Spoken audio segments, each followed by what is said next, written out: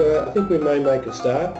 I'll just start by some introductions. Those of you who can see the webcams, there are three grizzled-looking gentlemen on the screen. The one who's talking is me, Andrew Murray. Then you have David Ramon, and then you have our presenter today, Dr. Andy Pepper. If you're here, you already know what this is about. This is the second presentation of the first of the webinar series that David Ramon has organised. And the purpose is to elaborate on discussions which have perhaps been initiated within the LinkedIn forum and have generated some interest. David took the initiative to see if we could go straight to the horse's mouth in this case, i.e. Dr. Pepper.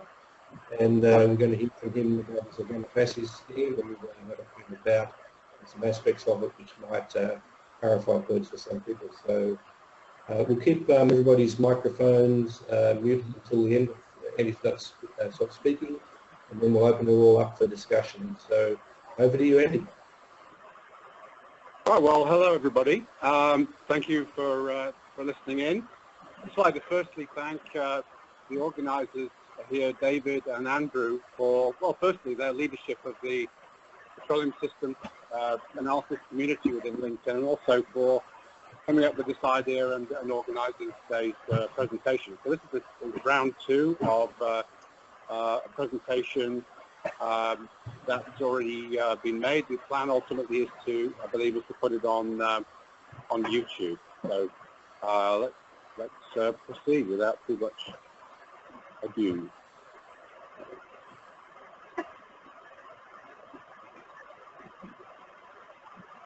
Okay, hopefully you can all see my screen fully now. So really, this is a conversation that came up through one of the many LinkedIn discussions, and it was really around, I think it was Nazim in Pakistan, who sent in a question saying, hey, apparently I've got type 3 kerogen, and I'm dealing with a rock that is Proterozoic in age, and how can that be? And so it seemed like there was quite a bit of confusion around the,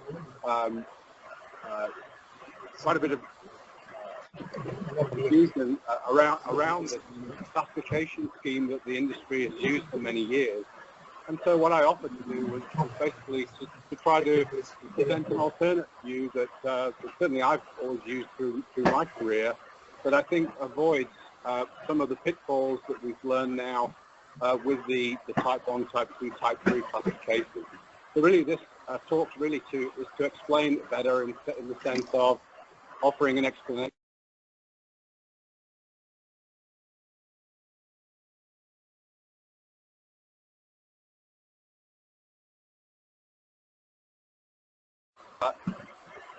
History of where we come from, the approach,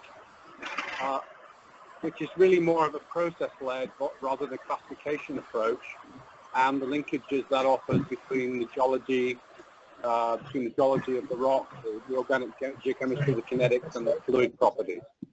I'm going to talk something about the model controls that go into the organofacies model, and then emphasize some of the difference between organofacies and type curves. So starting with the history, then, and as I get older, I do find myself more and more satisfied by going back to the sources of information and trying to get back to where was the original idea, where does the scheme that the industry work with come from, and how did it get to where it is present day before we go on to talk about the organofacies as something different. So really then the one thing to remember is that during the first half of the last century, coal and coal science was king, really, and coal was the energy source of the planet. And a lot of work was done in coal science. Even by the middle 50s, coal science was a very, very well-developed subject. And what we're showing here is a diagram that's digitized from the original by Van Crevelen in 1952. And what Van Crevelen did, by plotting out this on the vertical axis here, the hydrogen-carbon ratio of the organic matter from the coal versus the oxygen versus carbon here, basically plotted the evolutionary pathways of the basic components of coal. And those basic components are, as we know, a lot of woody material. So wood is a mixture of lignin and carbohydrates. So during early diagenesis, lignin is concentrated, and then coal goes down this evolutionary pathway, losing oxygen and hydrogen, and then eventually losing hydrogen as it forms hydrocarbons in the form of obviously mainly methane in the case of the vitrinite here. But there are other components of coal here. He called it the exines. These are the leafy and spore and pollen constituents of coal, deposited in a much less oxidizing environment than the woody material in these raised mires where coal seams are deposited. So this is more the hydrogen-rich material following what he called the exonite pathway towards hydrocarbon generation. And then the final classification. So these are terrigenous environments. So these inputs are coming from the land essentially. But in the coal set of environments, in open bodies of water, we can often get these shallow lakes, which give rise to what are called boghead coals. These are algal-rich coals, and Van Creveling identified these are the most hydrogen-rich and oxygen-poor, and plotted an evolutionary pathway like this. And so coal is kind of a little bit more simple than the more generic set of environments we have to deal with in petroleum exploration, because it is a very much a terrestrial set of environments involving terrigenous and aquatic inputs. And so this is really the basis of where the subsequent work that was done to understand petroleum source rocks came from the work of the coal scientists in the 40s and 50s. So along came Mr. Tiso in the 60s and 70s, and this is a diagram digitized from his famous paper, where again he's plotting the hydrogen-carbon index, hydrogen-carbon ratio, atomic ratio here, and an expanded scale here of the oxygen-carbon ratio. And you can see here he's put some evolutionary pathways on there for what he called the 3 types of organic matter. So let's start with type 3. So this is a pathway that is somewhat similar to the vitrinite pathway that we saw for coal, for the woody parts of the coal. Coming back up to the type 1 area, this has got something somewhat similar to the boghead coal or the alginite environment. These are examples of freshwater lacustrine algal petroleum source rocks in here. And then the type 2 pathway is I've kind of colored these and grouped them together. These are a series of, in this case, they're clay-rich marine algal bacterial source rocks that are Jurassic through Silurian in age. And so you can see here that what Tiso did is he tried to map out the same evolutionary pathways for different kinds of petroleum source rocks, with an emphasis on understanding oil generation, as had Van Creveling done before. So if we have to kind of start to dig into this a little bit, there's a couple of things here that I think are a little different, though, to what Van Creveling was saying here. The type 1 pathway, for reasons that I don't think were particularly well explained, he's included these source rocks here from the Middle East, which are sulfur-rich marine kerogens on the same evolutionary pathway as the freshwater algal material in here, and there wasn't a lot of explanation for why.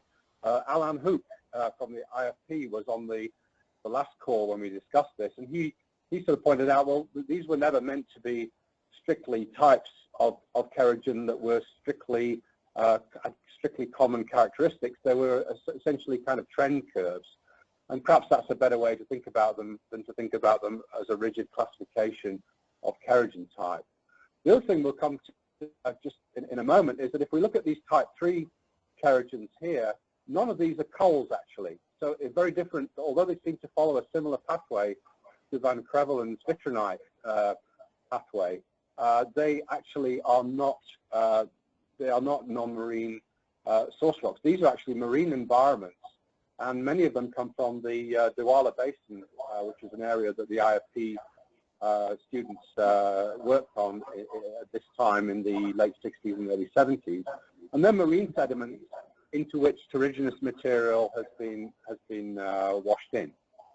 So let's take a look at some of the environment that give rise to this trend here. So we're going to look at an evolutionary series from the Douala Basin, starting up here where the least mature source rocks are, through the evolutionary trend. And let's take a look at the kind of organic matter that's in those source rocks, having said that they're not coals.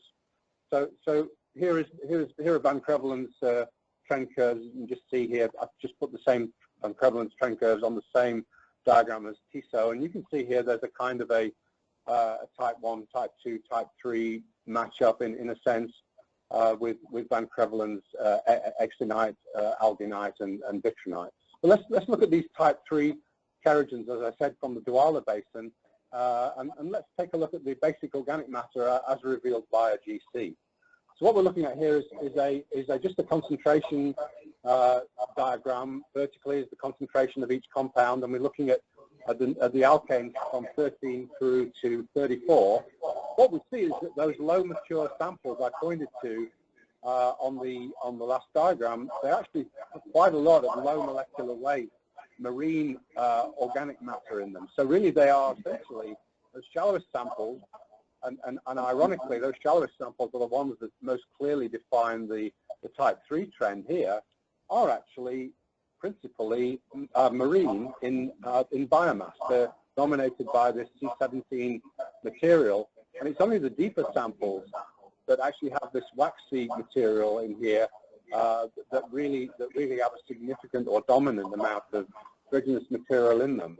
And so we do see then a little bit of a paradox here, that although this type 3 kerogen is assumed by many folks to be terrigenous kerogen material, often we'll see more examples in a moment. It's not. It's essentially some kind of bacterially reworked or oxidized marine material can appear on the type 3 pathway. And I think that's a source of a lot of confusion in some of the discussions that we've had in the LinkedIn communities. Is type 3 clearly does not mean that it's terrigenous or material or a coal. So along came Mr. Espicalier after Mr. Tiso's work on hydrogen and carbon, came and gave us this tremendous tool, the Rockeval tool, which really blew apart our ability to screen source rocks much more easily and quickly and cheaply than we did before. So we're looking at a modified Van Creveland diagram now with hydrogen index instead of hydrogen over carbon, and we're looking at oxygen index here instead of, sorry, my slides are jumping around, instead of the oxygen over carbon ratio. And we have two sets of source rocks I've put on the diagram here.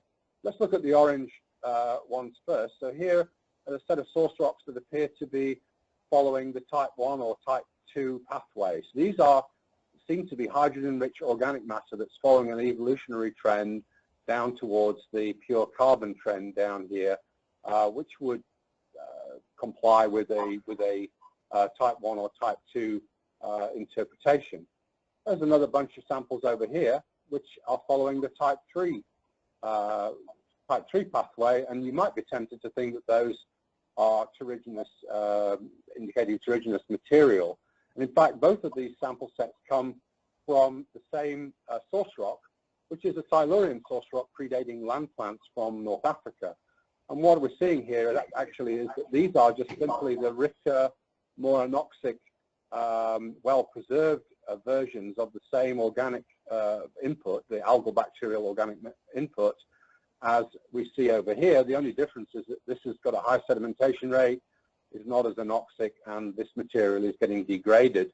It all has the same precursor algal bacterial organic material, which really, as I say, the type 3, and you see this also in older source rocks, in Ordovician, Cambrian, and even Proterozoic source rocks. You'll see things that clearly plot on the type 3 pathway, and it doesn't mean that they are terrigenous organic matter. And here's a little quiz. I know this is not perhaps the interactive environment to have a quiz, but I just thought I would throw up these data here and just, you know, if one went through the type 1, type 2, type 3 attempts to diagnose the environmental deposition and the organic matter inputs here, one might think that these samples here would be, if we went with that classical interpretation, these would be the terrigenous environments with land plant material in them, and that these would be the marine, high-quality marine or lacustrine type 1, type 2 type of inputs from algae and bacteria. When we look at this set of sediments, it's actually from a Pennsylvanian set of sediments in the Denver Basin, and what you're seeing here is a cyclothem type of geology where we have non-marine and marine environments interbedded, and in fact the samples here are coloured. The size of the bubble reflects the organic carbon content. In fact, this largest bubble here, which is plotting on the, you'd be tempted to think this is plotting on the type 1, type 2 pathway, is actually the only coal in the data set. And in fact, these samples here are just simply lean marine, bacterially reworked and oxidized organic material. So the only sample that's different from all the others in here is, in deposition environment, is this coal in the Pennsylvanian, which ironically is plotting on the type 1, type 2, type 3 pathway. And actually it's quite common for coals to plot in this very ambiguous position over here, and essentially this kind of modified Van Crevelen diagram doesn't do as good a job for coal as the hydrogen carbon does. But just showing there that, you know, some of the pitfalls of taking this literally as a classification scheme, you're going to find yourself with some problems if you do take it as literally as that. So let's talk then about an alternative approach. And what I'd like to get us thinking about here is more of a, let's think about the process leading to the deposition of the organic matter rather than classifying it, and then from the classification trying to predict its behavior. What we're going to do is we're going to understand the process of the organic matter deposition, and then we're going to model the behavior of those organic matter characteristics when we look at our Kinnex model or our organofacies model. So not meant to look, you know, discuss every item on this table here, but really what I wanted to draw attention to, there's a version of this in the first Pepper and Corvi paper, similar version to this table. But what we're trying to do here, as you see along the top, is here are basically the 5 organofacies, broad organofacies here, and there is an organofacies descriptor, which kind of I'd rather use a descriptor than a label, if you like, and really that descriptor benefits from a discussion of what are the principal biomasses going in. So in these marine and aquatic source rocks here, the source of the organic matter, sorry, my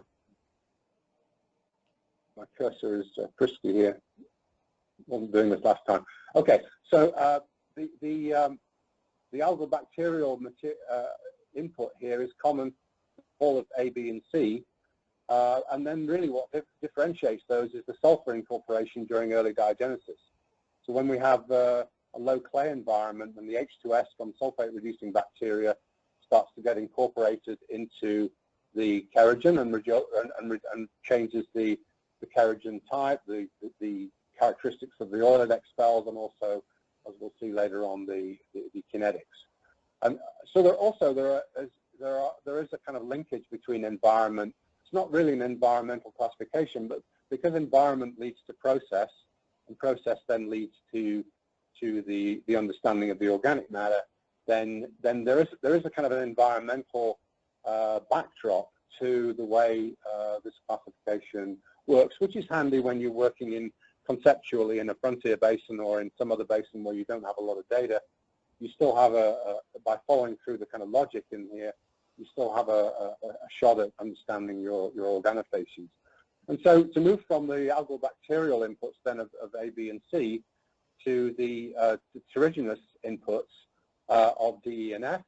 So D and E are often lumped together. Really, they just differ in terms of the resin versus cuticle input to the terrigenous organic matter.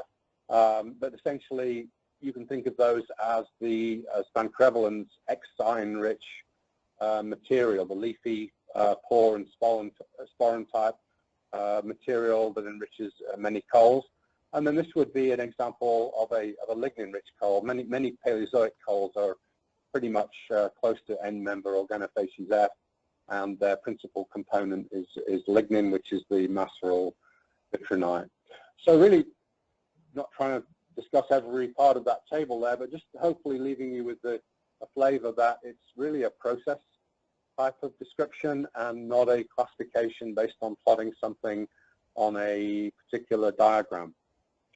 And just talking about environments, just wanted to clarify, you know, I do think sometimes we confuse ourselves by using the same terms to mean different things. So when I say terrestrial just means the opposite of marine. So terrestrial environments can be both aquatic. If you're in a lake, that's a terrestrial environment where you have aquatic organic matter input from algae and bacteria in the water column. But also in these non-marine environments, we obviously have terrigenous environments, coal swamp type of environments. And then really just, rather than calling things, you know, mixed type 2, type 3, if we have a clay-rich environment with marine, like we had in the, for example, in the Douala Basin, if our principal biomass going in was, in many of those samples, was a marine bacterial algal material, then that would be a B. And if some D, E, or F terrigenous material is being washed in, then you know we could make this a hybrid of B and D, B and E, or B and F, depending on the kind of material coming in. So by looking at the end members and then mixing them later, I think we'll see that gives us a lot of flexibility in the way that we model kerogens, without having to go to things like custom kinetics, where we just treat everything as a completely separate new piece of organic matter coming into the laboratory that we have to define. Okay, so really then just my final sort of recommendations then with what do we do with the type curves. What I would say is that the type curves are useful. They tell us about indirectly, if we're using Rockeval, about the hydrogen versus oxygen content of the organic matter. So it's the interpretation that flows from that can get very confusing. So hydrogen-rich organic matter, it's pretty straightforward. Just like on Van Crevelin's diagram, that can come from terrestrial environments or marine environments. So those environments have to be anoxic with well-preserved biomass so that you preserve the hydrogen content of the organic matter. So generally, those environments are going to be aquatic. But in some cases where we enrich the cuticle and pore and pollen type of material going into a coal, we may find out also that we can have very hydrogen-rich or high hydrogen index coals that are dominated by those materials. And so we can have terrestrial material that is hydrogen-rich, just like we can have aquatic material that's hydrogen-rich. The hydrogen poor is more problematic in that if we know we have a low hydrogen and a high oxygen content, that can derive from two pathways. One is that it's simply lignin, just like Van Crevelin said. So it's low hydrogen because it's wood going into the environment, or we can have these degraded environments in the marine realm where we're taking essentially a completely aquatic algal bacterial biomass and degrading it down to a low hydrogen carbon content, in which case it looks like quote-unquote type 3 kerogen, but it isn't. It's just something, it's a different way of getting to the same chemistry. And so really what I'd like to still leave you with is I think if you type curves really tell us nothing about the precursor to organic matter input. They're part of the story of understanding how your source rock works and how you would adopt the prediction of its organic matter type to input to something like, as I'm about to show, the Kinect scheme, where we have independent variables. Hydrogen index is not hardwired to kerogen type, so we can have, as we'll see in a moment, we can have an organofacies V environment that has a hydrogen index of 900, like the Bakken, or it can have 600 or 500 or even 200 or 300, and still be essentially primarily an input from algae and bacteria with different stages of oxidation. So what I'll come to now is really, so how do we take the organofacies inputs and the organofacies scheme and then make useful models out of them? And so the first thing then is to discuss the inputs that go into those models. So this is really a description of what's underneath the Kinect model, which is in the ZetaWare family of software that many of us find useful. And it's about as simple a scheme as you can get because it only has two components. So we're going to talk about a component which we're going to call oil, in inverted commas, which is the C6 plus components of the petroleum. And then we're going to lump the C1 to 5 components into something that we're going to call gas. So really what we're calling oil and gas here is not a phase, it's a molecular cut from 1 to 5 through C6 plus. So if we start with our initial source rock, initial quantities up here, we've got a number of quantities that can be defined by rock eval. So the total area of the box here that defines all of the carbon in the source rock, including the inert carbon that doesn't go to form petroleum. There's some carbon in the initial S1 in the source rock. This is a material that's never fully condensed into the kerogen to appear as an S2 yield, but still is if you will, a starter in terms of an initial amount of petroleum that's always in the source rock, even when it's very mature, in very low maturity. And then reactive kerogen is really the S2 yield of the source rock in carbon terms. And there's an initial measurement here, which I don't think is all that common in the industry, but certainly, from my years at starting in the BP lab in the early 80s, this quantity was measured on every single sample of any significant S2 yield, and that's the GOGI. So the GOGI is just the amount of gas generating kerogen to the oil generating kerogen within the S2 yield, and that's just derived by pyrolysis GC. You integrate the C1 to 5 yield in the S2, and then the C6 plus yield, and you ratio those two things, and it's like a gas-oil ratio, if you like, of the pyrolysate. So again, rather than trying to put things on a cross plot, type 1, type 2, type 3, and trying to diagnose oil proneness or gas proneness, my philosophy very simply is, well, why wouldn't you just go and measure it? And so those are inputs that go into the Kinect model that may not be in some of the other models that are out there for petroleum. So then we have this process called generation. So generation takes the oil-generating kerogen and, in response to thermal stress, generates this oily material, puts it in a reservoir, if you will, in the source rock. It does the same with the gas-generating kerogen. It puts that in a reservoir in the source rock for this kind of organic carbon accounting. And then there's an additional, because source rocks are not closed systems, the oil that's retained in the source rock at higher thermal stresses is potentially feedstock for cracking to gas. And so there's a second source of gas here going into the model. You'll notice here that the graphite basically is the dead carbon. We saw in the Van Crevelen diagrams all of those pathways were heading towards a pure carbon at the end of the day, and inert kerogen is just the amount of carbon that would end up as non-generative, aromatized and inert material after all of the reactive material has been generated through this process. So we just talked about generation there. So we've stored these quantities in the source rock, and in particular in the kerogen, and expulsion, strictly speaking, as I refer to it, refers to the release of these molecules from the molecular cages and molecular cages and tiny pores within the framework into which these molecules are born. So the molecules in a source rock are not born in the pore space where they can automatically make a fluid phase, they have to get out of the kerogen first off. And so this is this process called expulsion, which is really a absorption process. So these molecules have to work their way out of the kerogen and into the primary pore space. And it's at this point here where these gas molecules and these oil molecules can join together as a fluid phase with fluid phase properties like density and interfacial tension and so on.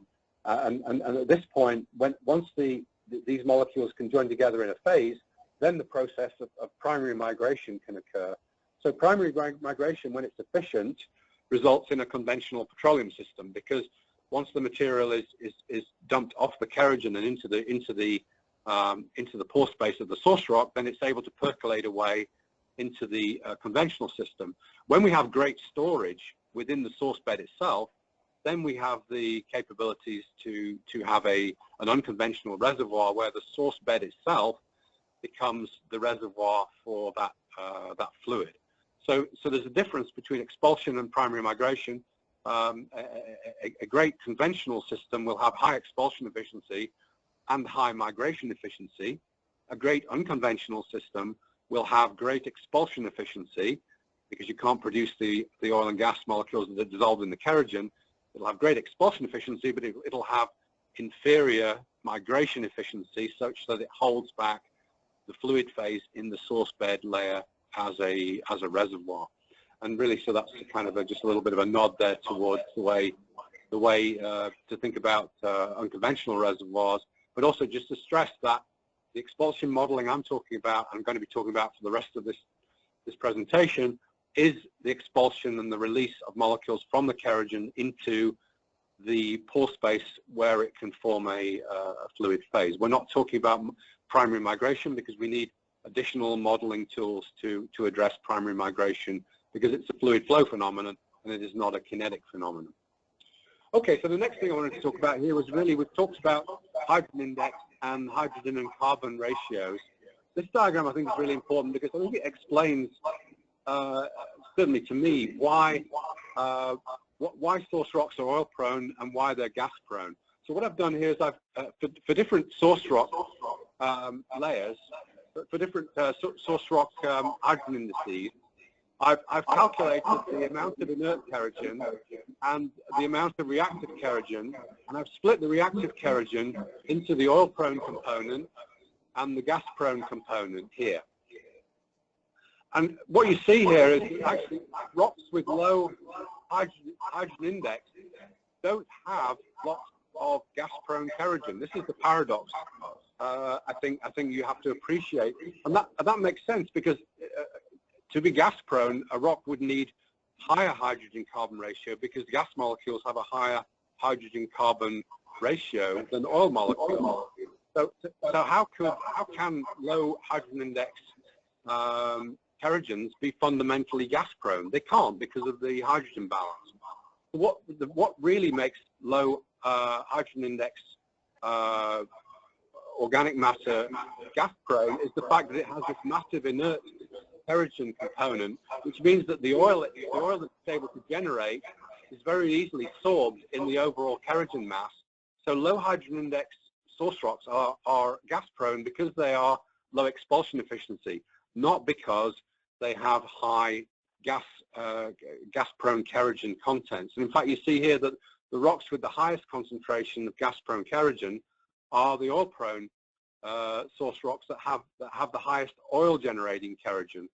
And these are efficient expellers of the oil because they have a small mass of inert kerogen relative to their oil generation capability. And so really, high hydrogen index source rocks are oil-prone because they're efficient oil expellers, not because they're much more fundamentally oil generative. So it's this expulsion efficiency that really is the key, I think, to understanding the true behavior of source rocks, and it's not really to do with the original quality of the organic matter itself, in the sense that the type 1, type 2, type 3 tried to suggest.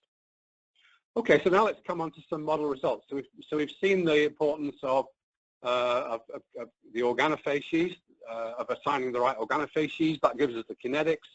We've seen the importance of GOGI.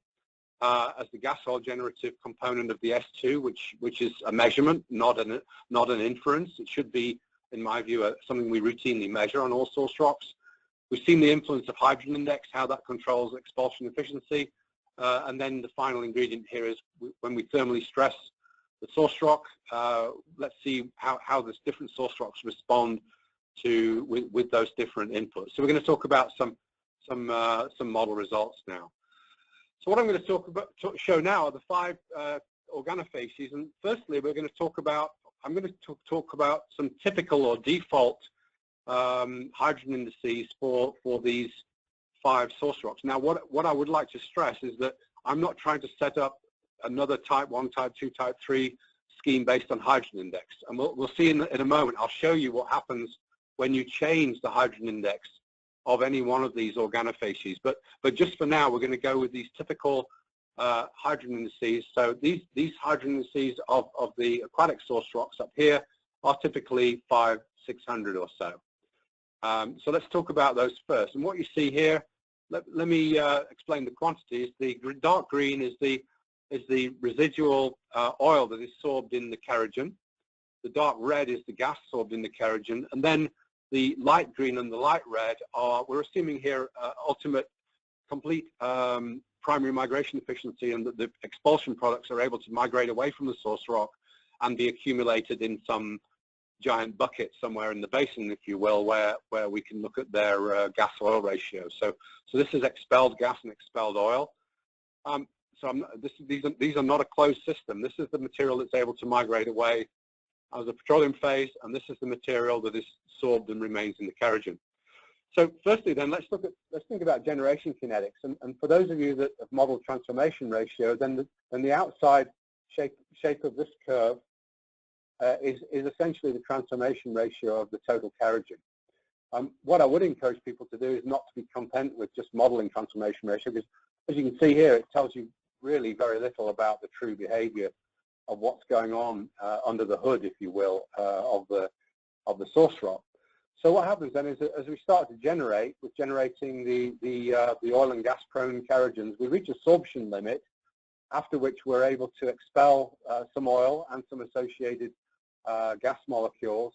And as we go through increasing thermal stress, what happens is that, sorry about this jumping around, is that the sorbed material then, as I mentioned before, becomes a feedstock for cracking from oil to gas. So you see here that at around 150 degrees thermal stress or so, we start to create another source of gas up here from the unexpelled oil in the kerogen.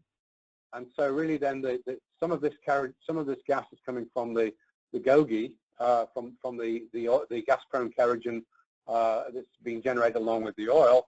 And then there's an additional feedstock of gas. And you can see that the expulsion efficiency is very important, because it's determining how much of this oil is left behind, sorbed in the kerogen, and that oil can act as a feedstock for cracking to gas at later maturities. And in fact, you'll see that a lot of these aquatic source rocks, as much or probably more of the gas that's coming out is coming out from unexpelled oil cracking at later stages of maturation. Okay, so really then the only difference between A, B, and C, they all have similar hydrogen indices in these simulations, is the generation kinetics is pushing it back by about 10 degrees.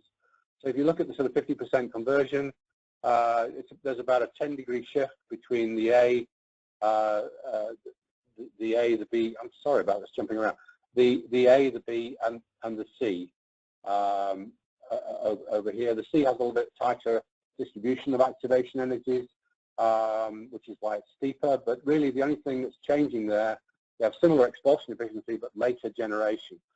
Coming to the DE and the F, it's sort of interesting. Now the DE is typically a relatively low, there's a relatively low expulsion efficiency environment, because the hydrogen indices typically are relatively low. So you see here that there's a much bigger mountain of that dark green stuff is building up in the kerogen before it's able to be released or expelled from the kerogen. And so we see there that there's a relatively minor fraction of that generated oil that's able to be expelled, and an even bigger feedstock of gas coming from cracking of that oil in the kerogen or the organic matter framework of the coal. And this is, to me, this conundrum. You know, people have made observations over the years that they can see from pyrolysis data that coals generate, many of these kind of coals, these waxy coals, generate a lot of oil, but the conundrum is that they're almost always generated with high GOR systems. If you take something like a classic oil-prone petroleum system like the Mahakam Delta, it's still 75% gas and 25% oil. And you can see here that just from this simple Kinex run, you can start to see an explanation for why that is that although the coal generates quite a bit of oil, a lot of it is retained and cracked to gas at higher maturities. When we come to the F, so again, you know, you can do pyrolysis again of carboniferous coals that are essentially largely organofacies F. But what's happening here is that their generation kinetics is very late, so that the generation of that material is overlapping with cracking so much that you can see here that this bell curve of absorbed material results from the coal fails to reach that absorption threshold, and so basically eventually the rate of cracking exceeds the rate of generation, such that coal can never reach the coal can never reach the absorption threshold at any stage in its history.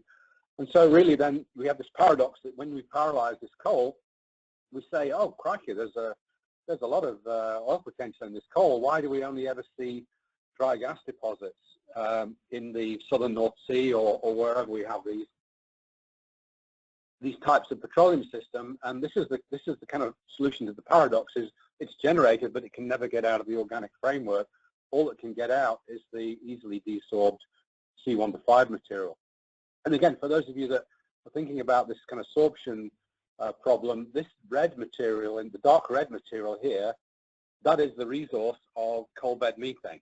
Okay, so this gas here is sorbed within the organic framework, and you know, if we wait long enough and we stimulate the coal and so on, we can get some of that out. Some of the red material in here in these kind of source rocks in the marine is in shale gas. There is a later life component of production from shale gas, which is that dark red ribbon there you see on the diagram. But it's going to take probably 30, 40, 50 years for those shale reservoirs to drop pressure low enough to desorb the gas. But there will be some component of production of the gas from the sorbed material, but the oil component that's sorbed in the kerogen is not going to come out on any human timescale. And so one of the tricks of actually an unconventional resource assessment is to try to sort out what is sorbed oil in the source rock versus what is producible oil, and tools like this can often help. So I mentioned earlier on that this is not a scheme that's classified by hydrogen index. So hydrogen index can be changed independently of organofacies. And we see here on the top row, you can see what happens if we change the hydrogen index of the organofacies A source rock by around 150. In this case, you know, changing the hydrogen index of something that's already highly oil prone with a very high oil expulsion efficiency doesn't make too much of a difference. But what you see in the lower case there is again a classic. The hydrogen index of a coal system is very, very important to know as accurately as possible, because since you're close to the absorption threshold with a hydrogen index of 333, then you actually, by dropping 150 and going down to 183 there, you can see you've turned an entirely gas-prone, the coal into an entirely gas-prone entity, even though the generation behavior is exactly the same. So by changing hydrogen index, we change expulsion efficiency, and for rocks that have marginal hydrogen index, it makes a very, very big difference as to what hydrogen index we choose, as to whether we end up with a purely dry gas-prone source rock or a relatively rich oil-prone expulsive coal. So just a sort of another way of looking at that, if we take the expelled parts of those diagrams now and compare them, what I think is kind of fascinating here is that we see the difference between these oil-prone source rocks here. We're comparing the yields now per percent TOC rather than the absolute yields versus the S2 yield on the previous diagrams. And what we see here is per unit carbon, we see that these aquatic source rocks have very high oil yields per unit carbon and sort of, you know, significant gas yields also. An example of significant gas yield coming from organofacies B would be the North Dome South Pars field, which is the largest gas field in the world, around 1,000 TCF, which comes from a gas-prone or a gas-mature Silurian source rock, just like the one that we saw earlier on in North Africa, where we looked at the HIOI diagram. And so the resources that come from these very rich oil-prone, initially oil-prone and later gas-prone marine kerogens can be very, very substantial. So let's come down now to the terrigenous organic matter. We see now that the per unit carbon, the DE source rock is actually a very poor, low efficient oil expeller. It still expels a significant amount of gas, and then really the F just expels the gas with no oil. I think what's interesting about these diagrams is that really it's not that the coals, the DE and the F, are better or more gas prone than the marine or aquatic source rocks. It's just that they're less oil prone. So really what's happening in those diagrams as we go from A through F is that we're basically losing oil yield. So it's not that coals are particularly good gas source rocks per unit carbon. It's just that they're less effective oil source rocks. And perhaps just I don't know if you'd thought about it that way, but I kind of find that an interesting way to think about these. And just again, the same diagram as we saw before, changing the hydrogen index, we're essentially changing the expulsion efficiency, and we're changing the in a unit carbon basis. We're also changing the relative oil and gas yields, just as we saw.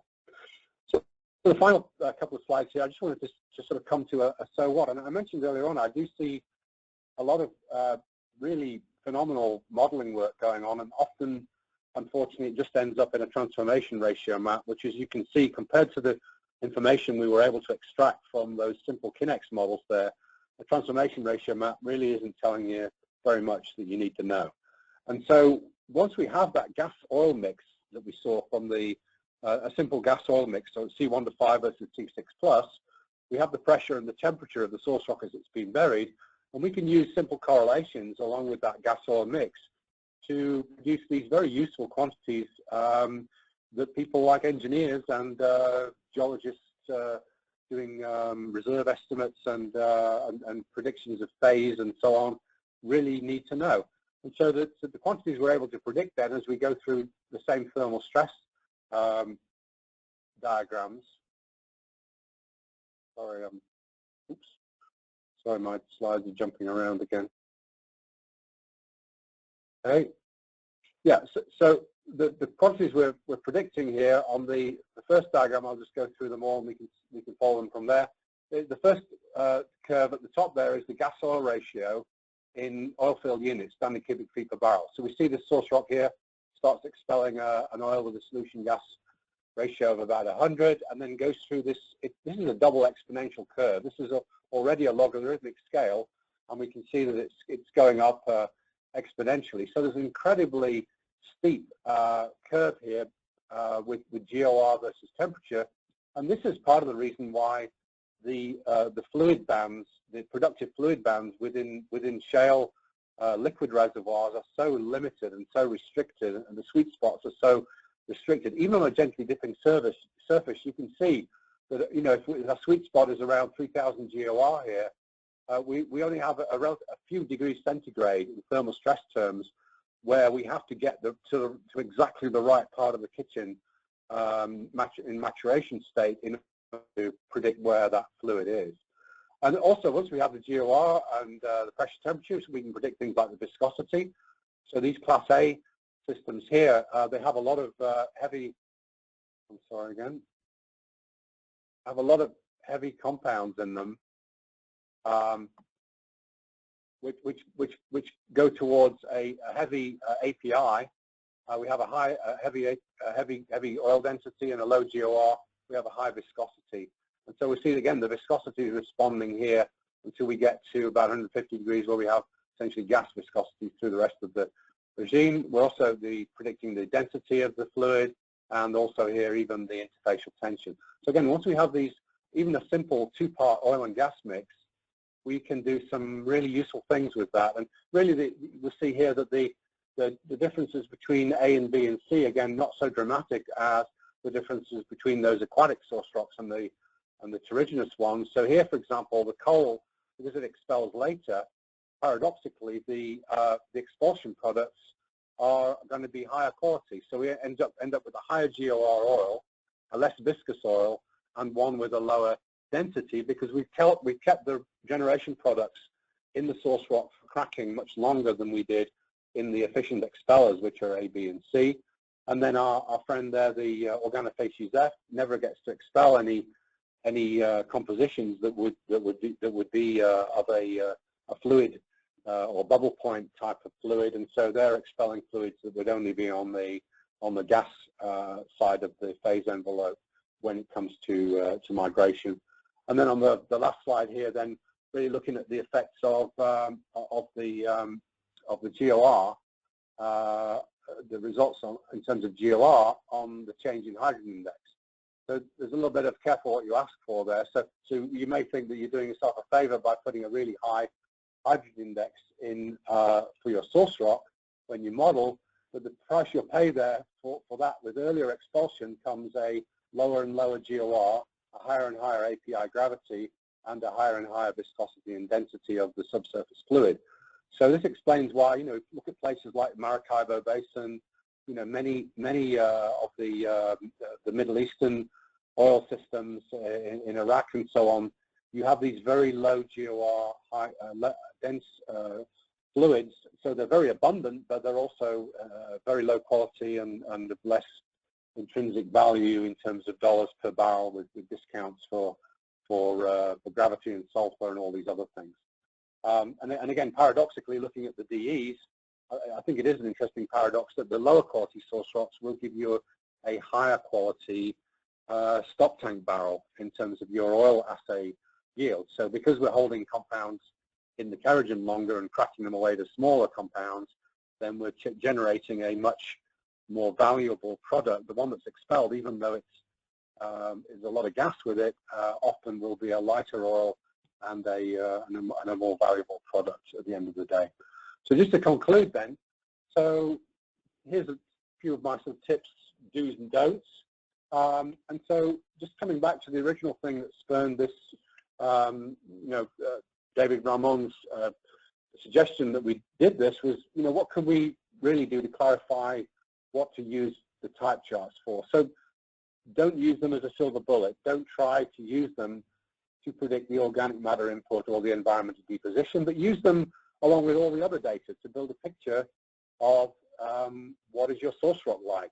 And when you come to modeling it, is the low hydrogen index caused by simply by bacterial degradation and oxidation, for example. So the new approach then, what I've said again a number of times, is that the organofacies scheme does not rely on a hydrogen index to define the end members. You have to use the geology and the geochemistry of the source rock, including the type information, to come up with a hydrogen index number and which kind of kinetics and which kind of organic material you think are going to be in your source rock. I believe that we should all start measuring GOGI routinely on all samples, as the BP lab were doing routinely in the 80s. I see a lot of folks worrying about generation kinetics. You saw there that those kinetics curves only shift by about 10 degrees centigrade as we go through the major organofacies. So worrying about whether your source rock, has a 5 degree difference in generation behavior is I don't believe is really the root cause of understanding how your source rock will behave.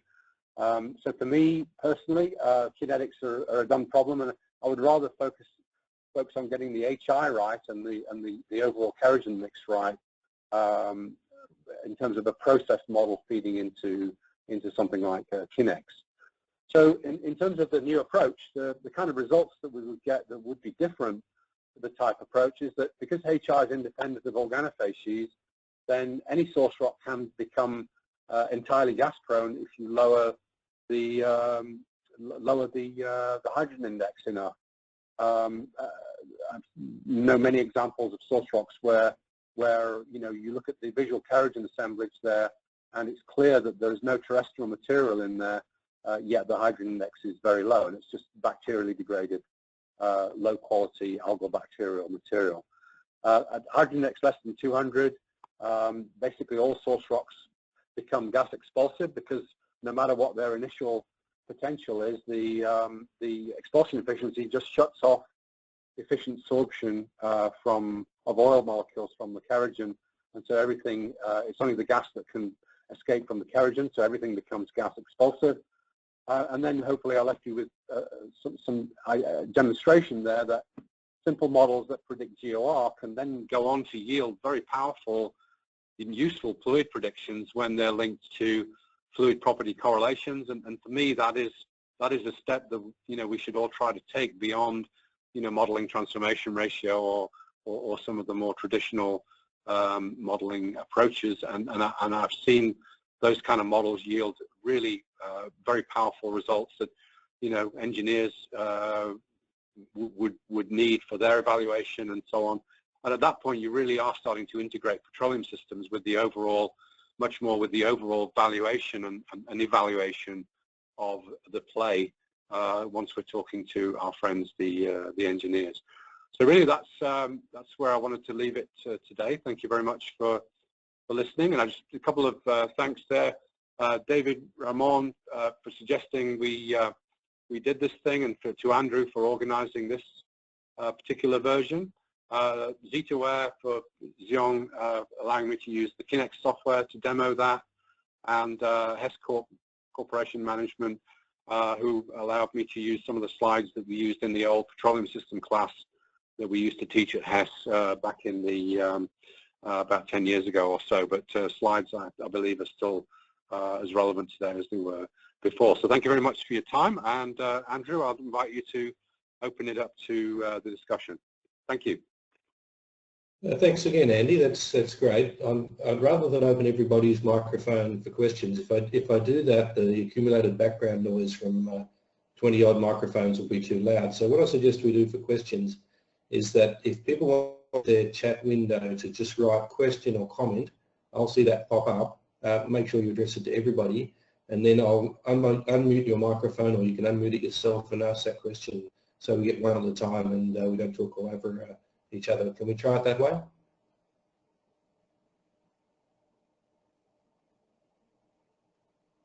Not hearing anything in return. It's probably because everyone's microphone's off. Hang on.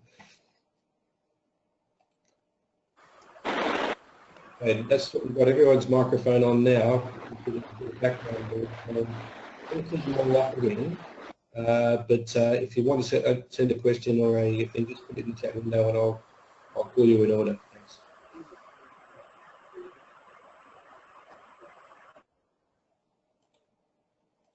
Unmuted. So Andy, may I ask a question then? Go ahead. So thinking about those plots from Kinex, so how well constrained do you feel these calculations are? So since these results are dependent on what's coded in, what sort of a model is coded in Kinex. How, for example, how the expulsion efficiency depends on HI. How well constrained do you think this is? Yeah, good question. So yeah, one of the things that I guess I would say has been a little bit disappointing since this kind of model was initiated back in the late 80s in the lab at BP, which is where it came from. very little work's been done on the sorption capacity of kerogen. So I know at the same time that we were thinking about it, there was work done by the Exxon team, Sandvik and folks were working on it. People have come up with this kind of idea, rule of thumb, for around 100 milligrams per gram of C6 plus material is a kind of a default number for the sorption capacity of oil within the overall kerogen framework. It would have been great if a whole body of work had sprung up after that and we'd actually had some better numbers around that. So there is some work on the gas components from coal bed. As you can imagine, coal bed methane production is a desorption process, and so the coal bed methane guys have worked on multi-component sorption, where you can see that the C1 comes first, and then the C2s, and coal seams eventually will produce C3 and C4 later in their life as you're able to pull on the more heavily stored materials. But it would be great if we were able to generate some better numbers around that. So that kind of number, the sorption capacity, is partly indirectly derived from plotting things like S1 versus carbon for source rocks, and looking for relationships. And that was the way in the third paper, for example, the Pepper and Corvi third paper. There's a correlation there from the North Sea, where you can see that there's a very strong linear relationship at different levels of thermal stress, from which you can estimate the maximum sorption yield is around 100, and it's just over 100 milligrams per gram. It would just be great if we had more information around that, because in addition to the hydrogen index, it's that number that determines how easy it is for the oil molecules to get away from the kerogen framework where they originate. So what I'd encourage people to do is to not to just use that number as a complete default, and to sort of vary that. I mean, you can produce similar things for the Bakken shale, for example. There's some beautiful data for the Bakken that shows, I mean, it's around the high 80s or 90 milligrams per gram for the Bakken. So that was a little bit different to the Kimmeridge clay, which is the North Sea data set. It would be just, even if we derived some data by organofacies or by whatever criteria to refine that number, would be really helpful, I think. Just have a library of sorption coefficients. Mm-hmm. Is that where you were going there? Yes, exactly. And I was wondering if so you are showing a difference of, say, plus minus 150 on the HI scale.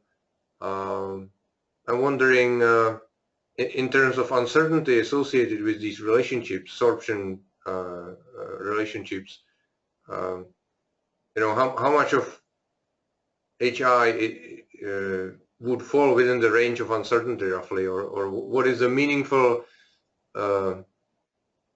variation step that makes sense to kind of explore? Is it 100 or is it 50? Or if I use 50, am I already playing within the range of uncertainty that I cannot resolve anyway? So right. Yeah, I think again, the sampling of source rocks is a really is a separate subject in itself, and there's a kind of a workflow within Kinex also, where instead of just choosing an average, which I'm not advocating here, you can actually model each layer or each sample of a source rock. If you have 100 samples, you can model all 100 and basically have a composite result of those 100 simulations, instead of averaging them first and doing one simulation.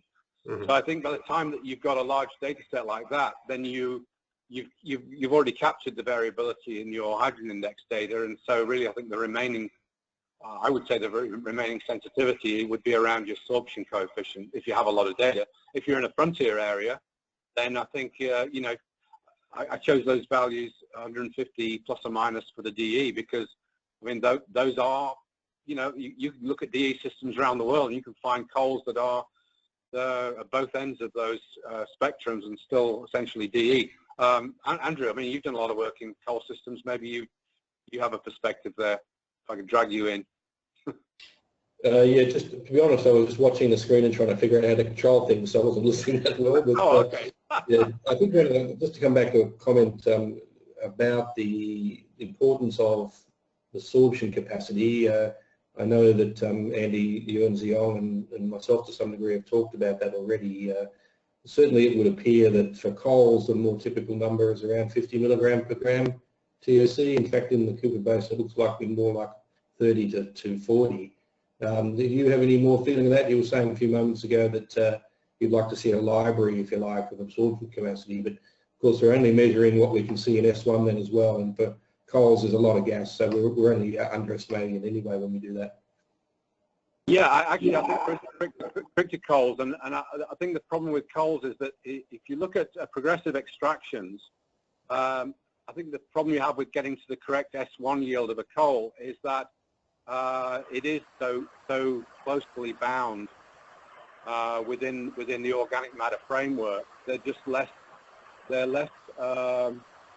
pyrolysable, if you like. And so the way I get around the coal problem is that if you model instead of modeling hydrogen index versus thermal stress and calibrating to that, if you model what I call QI, S1 plus S2 over TOC, what you find then is that if you're able to match to that, then you've accounted for the fact that the pyrolysis didn't do the correct division between S1 and S2 in the coal. So I actually don't believe that absorption coefficients are 50 milligrams. I believe that's part of the if you like, the volatilizability of S1 in a coal is different to that in a source rock with a more open mineral framework.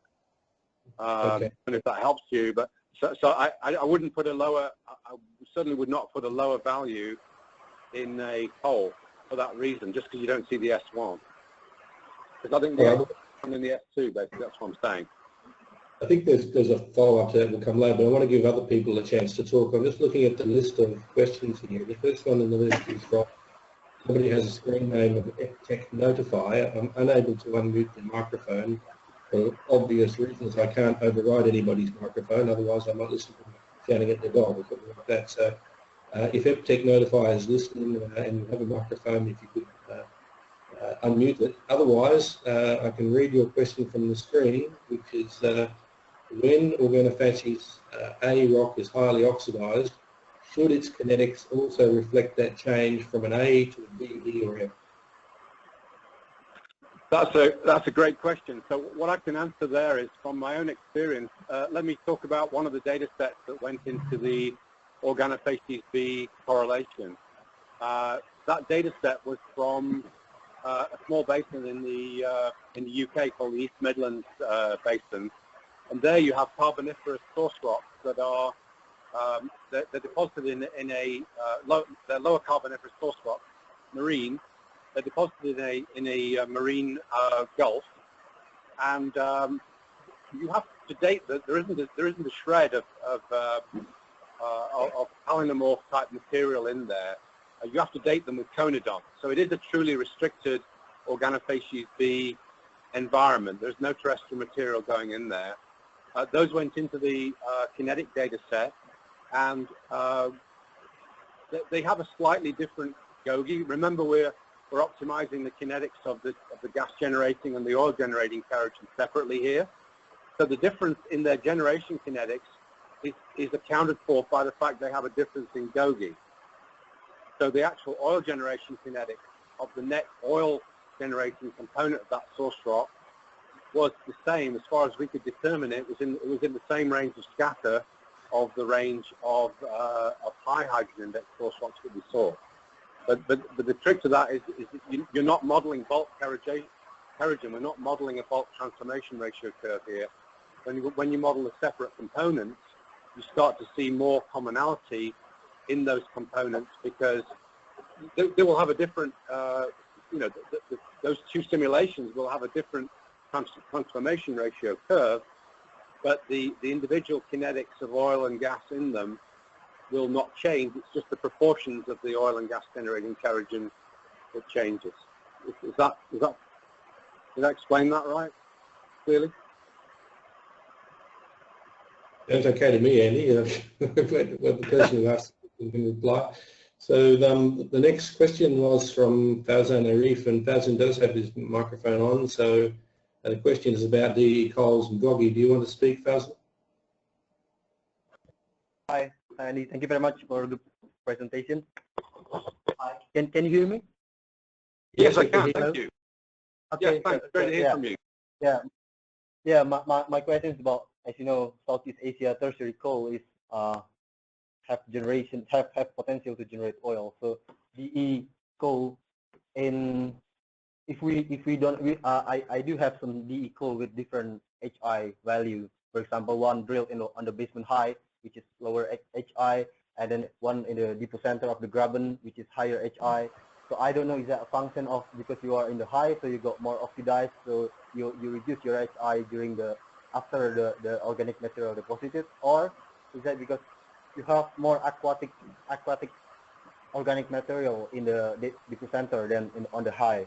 And if we don't have and then the next question related to that, if we don't have the GOGI for the gas oil in the generation index for each sample, so can we just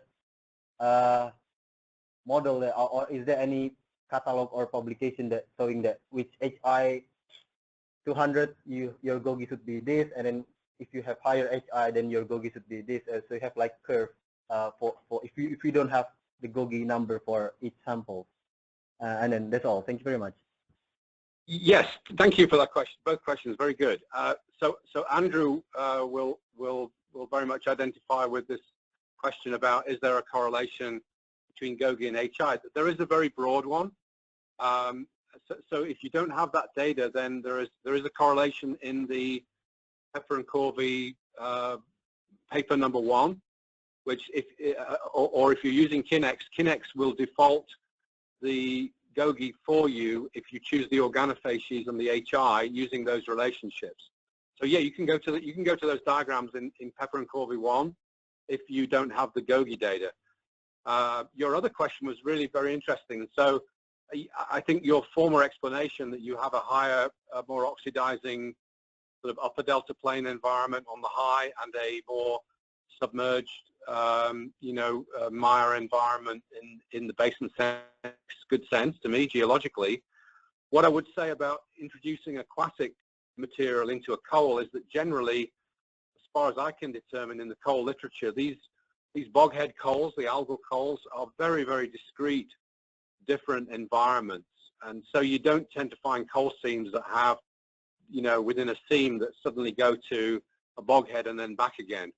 So you do see alternating amounts of terrigenous, waxy, resin, cuticle pore and sporran versus wood in an individual coal seam. But these organofacies see these little floodplain lakes are very discrete environments. So it may be possible that you do have some of these in your overall architecture. I don't know your basin well enough to know whether introducing a few layers of C in your DE description is the right geology or not, or whether it's just a variation in the amount of the hydrogen index, if you like, within the DE.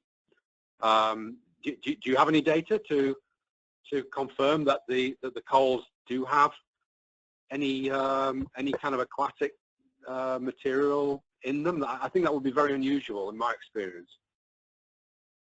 Sorry, you mean plastic material within the coal? Yeah, it is. Is that? Sorry, what's the question, Andy?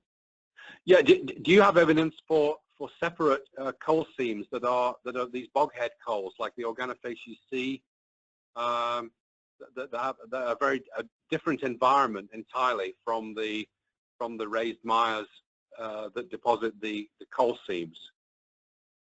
Do you see that in the geology? What I'm saying is I don't think. Yeah, go ahead. Yeah. Yeah. What we know is we have several. Relatively few penetration, but in Natuna, East Natuna Sea, and then goes to Ho Chi Minh. Sorry, was it Nam Chon Son Basin? So based on that data, the well that drilled on the regional high, I mean like a major tilted fault block, has lower HI, and then the one that drilled deeper part in the deeper part of the basin will have higher HI, but the continuity of the coal seam is not. It is very sparse exploration well, so I'm not sure if we can correlate, but yeah, I think that's all I can say maybe. Do you have any oil data? Do you have any oil data because if you had organofacies C interbedded with the coal that was making the difference, then you would expect to see some waxy coal that had, for example, low pristane phytane ratio and different biomarker signature versus the classical high pristane phytane and other indications of a terrigenous organic matter input. Is there any indication from the oil coming out of the basin that it's a C versus a DE? I can't really remember exactly the pristine phytane ratio, but I think it's the conclusion is purely coal. So even there is a biomarker called anthracite, something like that, which is indication of the coming from coal. So I think it's strongly we can conclude that it's all coal derived oil. Can I make a comment on that, if you don't mind, Farzan and Andy? Sure. First of all, just getting back to Gogi, this is something that I've badgered Andy about shamelessly over the years, but the correlation you speak about in the paper includes all the kerogen types. If you isolate out those which are DEs, I would argue there's zero statistical correlation between Gogi and HI, and that's our experience locally as well as in the Southeast Asian systems generally. You just have to have PyGC if you want to get a good idea. Having said that, I don't think that's the major factor for gas versus oil. It is actually the expulsion behaviour that's important, as Andy has elaborated upon, so I wouldn't sweat too much about that. The second point that Andy's referring to is, are you seeing any evidence of a lacustrine contribution to the oils, which might suggest you have some algal source component as well? Now, I can tell you that there's a very big problem with that approach we've become aware of over the last few years, and that is that lacustrine organic matter, when it contributes its biomarker signature to an oil, is very bland and hard to pick out, whereas the terrigenous signature is very strong. So if you mix an equal amount of a oil from a lacustrine source rock, a C-type source rock, with a DE-type source rock, you'll see all the oleonanes, you'll see all the bicarbonate, you'll see all of those things, and you'll conclude that it's all coal source. That is not the case. You can have lacustrine beds, and they do commonly occur in small lakes and so on in amongst the facies, and you just won't see it unless it's there in very dominant form. So just be aware of that. There are some things you can look for to deconvolute that. I don't think there's time today to elaborate on those things, but there are some tricks you can use in the geochemistry to stop falling into that trap. I do think there are quite a few basins which are attributed to coal source primarily, and there is actually quite a strong lacustrine component contributing, and they end up with low GORs than you would expect in those systems. The Gippsland Basin, in fact, may be a case of this, where you have a GOR for the system of around 2,000 standard cubic feet per barrel. It's much lower than you would expect for a coal source system.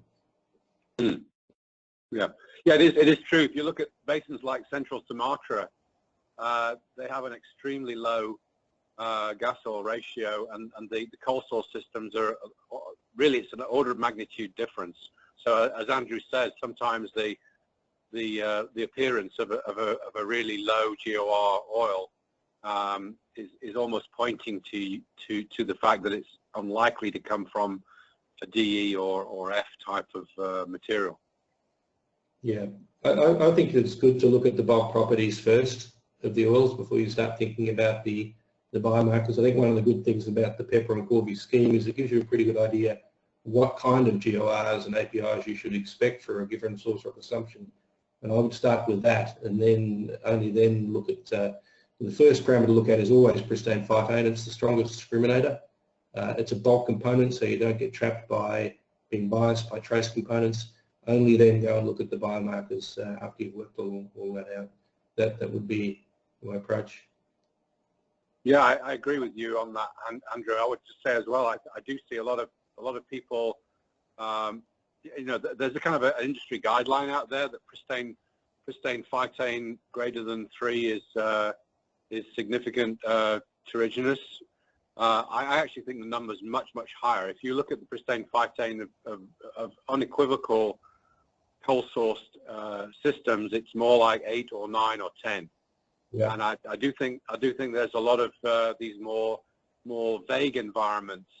Maybe a floodplain lake that's got, you know, the CDE, you know, these mixes of material in there that and I think things like tricyclic fingerprints as well have not been used as well as they rigorously as they might have done. And like Andrew says, you know, you can get oleanane. I can show you oleanane higher than hopane in carbonate sourced oils in the Far East. Some of these plant markers that people talk about, they're kind of wild cards that you need to be very cautious about interpreting any significant input from them. In fact, I think in all my time in Indonesia, working in the East Java Sea, the highest oleanane I ever saw was in a deep water lean marine deep water oligocene sediment that had nothing to do with the actual petroleum system. So if you look at many coal systems, the oleanane content is not as high either. So yeah, I agree with Andrew. I'm just trying to reinforce that I don't think I agree. It's bulk properties that you should try to look for, and I think there is a lot of misdiagnosis done by going straight to biomarkers and trying to get organofacies from biomarkers. There are many solutions and many pitfalls, I think. Yeah, Andy, if you'll allow me to share my screen for the moment, I'll show you the audience, the figure that I sent you earlier, which shows the pristine phytane discrimination. I agree with your point. I think that 3 is the minimum by a long way, and if I can share that for a moment, I can show the audience that. Yeah, absolutely. Let's see if I can make this happen. Excuse me a moment. You can take my screen away. So you guys seeing now a figure with some histograms and some red bars on it? Not yet. Okay, let me just see if I've got the right screen on. How about that? Yes. You can see that all right? Yep. Okay, so in the top left-hand corner there, you can see pristine phytane. This is from a statistical analysis of the GeoMark database of around 2,700 oils, which I went through and laboriously classified myself according to a bunch of parameters, and also the geology of the area and the literature. And you can see that for a DE facies, the oils that come out of that have that red bar, which is the mean plus sort of standard deviation. And the ones down the bottom there, below 3, are the ones that Andy's referring to, which are probably actually misclassified as coal source for various reasons. In there you'll include, for example, a lot of the outer Niger Delta stuff, which I'm pretty convinced comes from a marine source rock, but is often misclassified as absolutely, yeah. Yeah. So I'll just get off that. Maybe you have the screen back, Andy. Just let me do that. The other, just while we're on that comment too, I'm mindful there are other people who wish to speak, so I don't want to speak too long. Just one moment, I'll get the screen back to where it's supposed to be. Okay, so it should be back on your screen now, Andy. Oh, okay. I hope it is. Let me see if I can get it back to you. It is. Can everyone see my screen? I can't yet.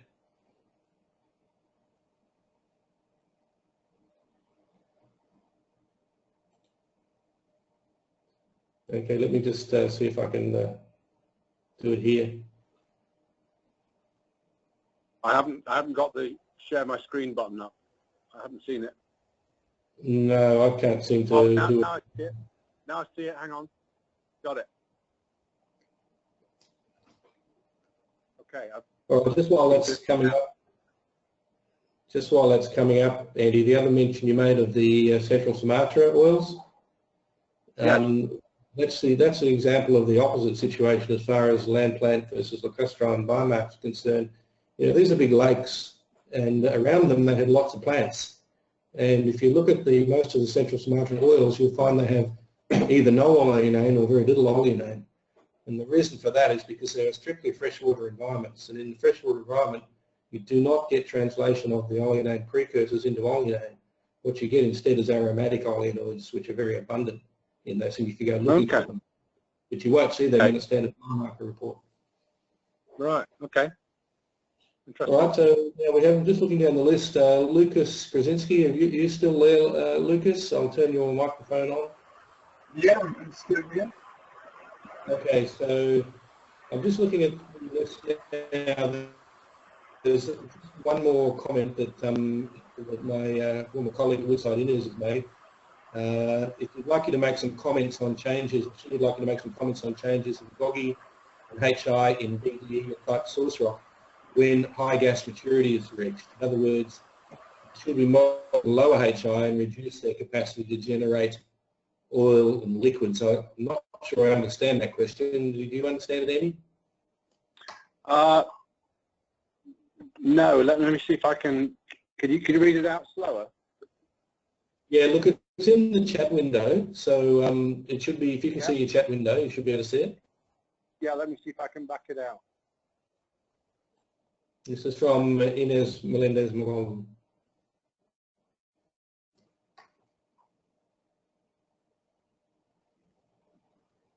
I can't seem to scroll down through the chat window now. It seems to stop scrolling. Okay, let me just read it to you again. Could you read it again, just slower? Yeah, I'm just going to have a look and see. Inez doesn't seem to be on a microphone anymore. So what it says is, if you can make some comments on changes in GOGI and HI in each of the organofacies source rocks when high to gas maturity is reached, should we model them lower HI and reduce their capacity to generate oil or liquids? Well, I think if you're looking at when high maturity is reached, I mean you've already set the. Yeah, I'm not sure if I understand either. In this example that's on the screen right now, the DE example, I mean you've already set the hydrogen index at the beginning of the simulation, and so really you should be matching to HI as one of your calibration methodologies, because this model will also tell you what the HI at that maturity should be if you assign the correct HI and GOGI, right? So you have to have the starting HI, and the starting GOGI will, because the oil and gas generating components, the gas generates later, your HI versus thermal stress or RO profile should from a highly mature sample should really help you to diagnose that you've got the model right. So I mentioned earlier on about plotting, for example, QI or S1 plus S2 versus thermal stress, or S1 S2 normalized to carbon. I don't know if that answers the question correctly, but if it's about how do you use mature data to make sure your model is correct, then yes, I would definitely encourage people to do that.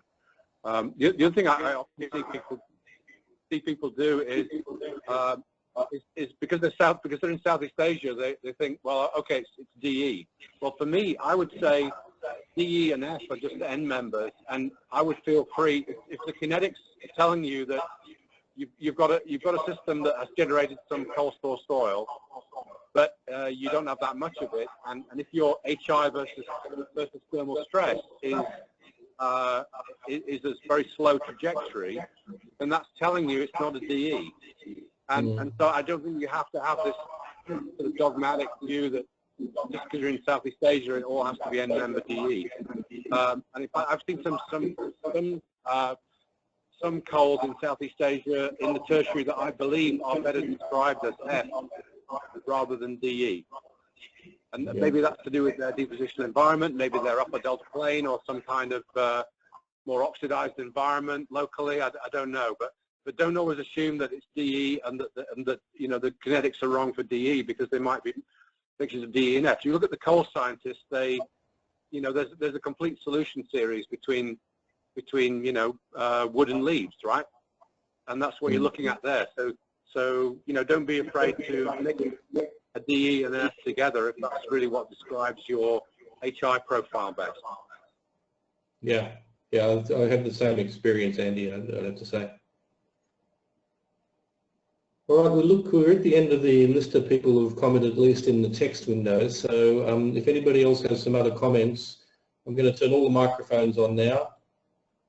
So if anybody else wants to speak, as they say, now or forever hold your peace. Otherwise, we'll finish off and see the recorded version of this, or the previous one, perhaps, on the web and internet. I just want to say anyway, Andrew, thank you very much for hosting this. I really appreciate it. No problem. It's your time. That's you put the most time in this, Andrew. So thank you. I think it's good now. So, does anyone have any questions for Andy? Can you hear me? Yes. Yes, I can. Yeah, Chris Cornford from IGI. Hi, Andy. Hello, Chris. How are you? It's a while since we talked. Very well, very well. You know, sitting out here in grand isolation with a number of colleagues. I was just going to put in a plea for this idea that you can define organofacies.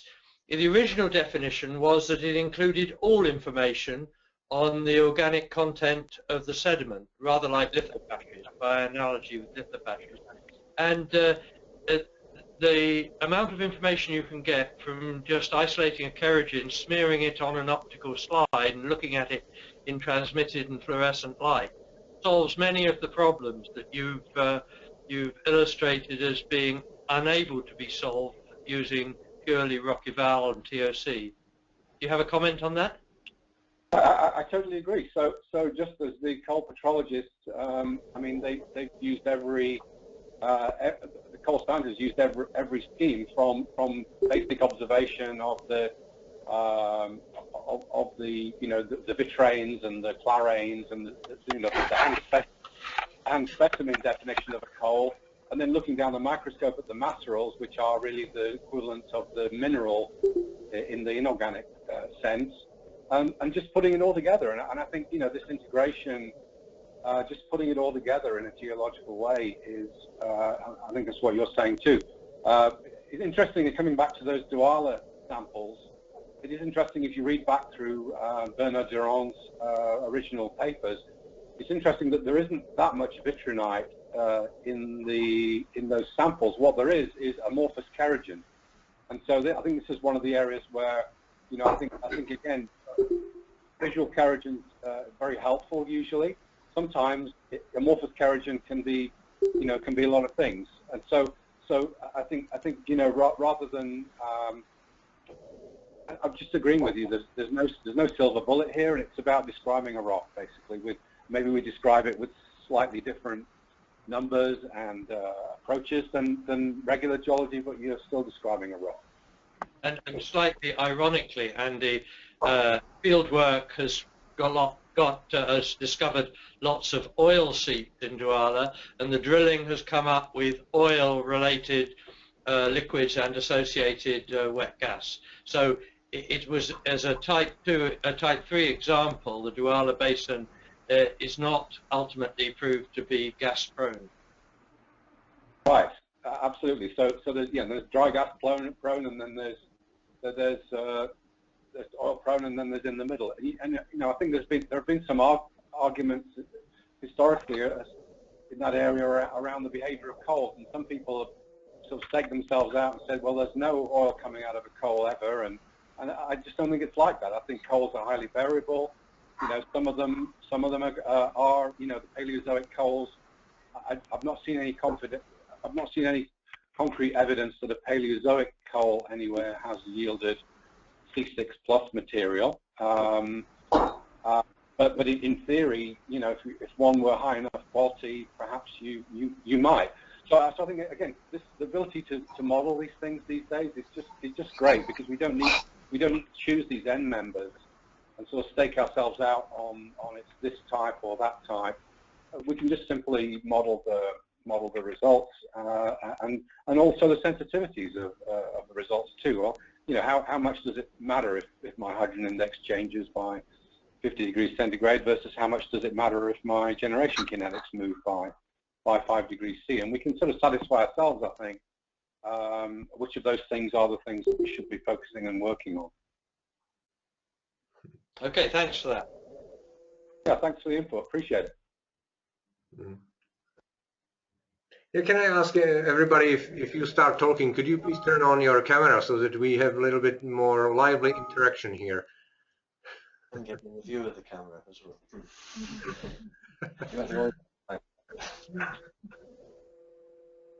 I was going to throw out something, hopefully that might cause some discussion. I don't know if Nazir is on the call, the geologist from OGDCL in Pakistan that started this kind of conversation on the LinkedIn. But does this make sense to a non-expert geologist in terms of a different way to think about it? Does it make sense now that your Proterozoic source rocks plot as type 3 kerogen? Because I think that was causing either him or his management, especially who are sort of vested in the old way of thinking about things. His management, I think, were telling him, well, hang on a minute, it can't be type 3 because it's, you know, there's no coal there. So hopefully this is, if we can explain it better, then maybe it's helpful in situations like that. Have other people come across difficulties in explaining these kind of oddities in the classification? Hi Andy, it's Wayne Knowles here. Hi Wayne. Hi. Yeah, just kind of touching on that subject. It's more really a word of warning that you could put out to non-geochemists when interpreting pyrolysis data. There's a lot of cases where I've seen very lean or even non-source rocks that have been analysed. The data have been put on a Van Krevlin diagram, and you know, because there's hardly any organic matter in there, everything seems to plot as type 3, type 4, and people start jumping up and down saying, well, you know, we're meant to be in a marine source rock environment, and we've got everything here, you know, plotting as you know, coal. So yeah, it's, you know, it's a real word of warning that, you know, I think it should be pushed to non-geochemists. Yeah, so I think that, you know, for me, the power of the basic conclusions of the type classification are, if you remove the environmental and organic matter input, the empirical observation that low hydrogen index source rocks are gas prone is absolutely right. You know, the question is, don't tag on all the other stuff, that's been tagged on. It was actually interesting. I think probably the first person to point this out was there was a paper by Colin Summerhays in the DSDP volume on Lake 77. I've been writing a report on the Gulf of Mexico deepwater petroleum systems recently and looking through that. And that was the first report actually in the DSDP volumes themselves, where he pointed out that the low HI material that was plotting in this region, when you looked at it in terms of the organic petrography, was really, there was no evidence of plant material in there, and it was kind of degraded aquatic algal bacterial material. So, fully agreeing with you. I guess that, you know, there's also a broader question here about how we go forward as a community. I think if we want to make this more explainable to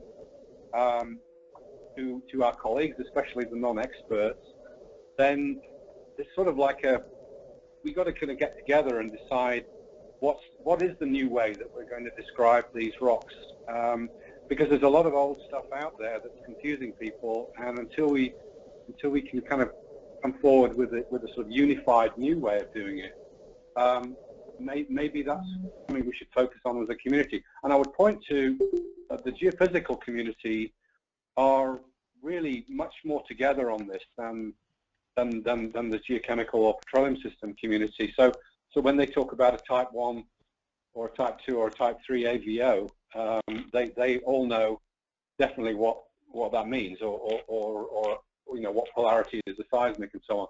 So maybe there's a kind of a, I don't know if it's a consortium or some sort of thought body that we could put together that would say, well, this is how we're going to address these things in the future as a community, and then will both help ourselves and will also help our colleagues who are trying to understand this stuff like we are.